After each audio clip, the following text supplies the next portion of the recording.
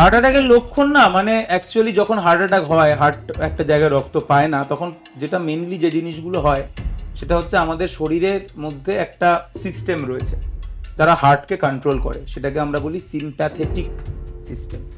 তারা একটু অ্যাক্টিভেট হয়ে যায়, এবং যখনই সিম্প্যাথেটিক সিস্টেম অ্যাক্টিভেট হয়ে যায় প্রথমত ঘাম হয়, ঠিক আছে, একটা প্যালপিটেশন হয়, ঘাম হয়, এই জিনিসগুলো হয়।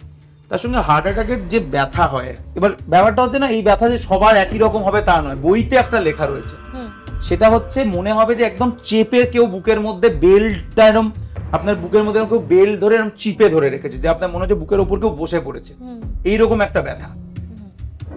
মানে একটা ব্যথা যেন আপনার বুকের ওপর কেউ, মানে একটা ভিতর থেকে একটা এমন ব্যথা হচ্ছে যেন বুকের ওপর আমার কেউ একটা বসে আছে, এইরকম একটা চাপ দেওয়া ব্যথা, এইটা হয়। এবং তার সঙ্গে যেরকম বললাম ঘাম, প্যালপিটেশন, এগুলো। কিন্তু আমি আবারও বলছি, এটা কিন্তু এরকম না সবার এরকম ব্যথা, কারো হয়তো হালকা একটু নিচের দিকে ব্যথা হচ্ছে, এক্স্যাক্টলি বুকে হচ্ছে না, নিচের দিকে হচ্ছে, সে ভাবছে গ্যাসের ব্যথা, কিন্তু তার ঘাম হচ্ছে, তার সাথে প্যালপিটেশন।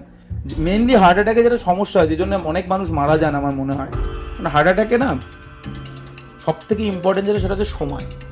ঠিক সময় যদি হাসপাতালে নিয়ে যাওয়া যায় তাহলে কিন্তু বাঁচানো সম্ভব, এবং সেই টাইমটা হচ্ছে 1 ঘন্টা, অনলি 60 মিনিট।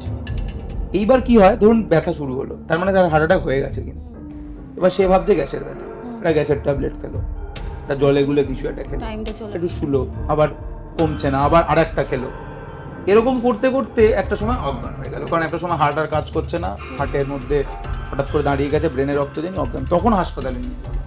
ততক্ষণ অলরেডি 60 মিনিট ওভার হয়ে গেছে। তারপরে বাঁচবে কি বাঁচবে না সেটা তো তারপরে। ফলো করুন এডিটর জি বাংলা।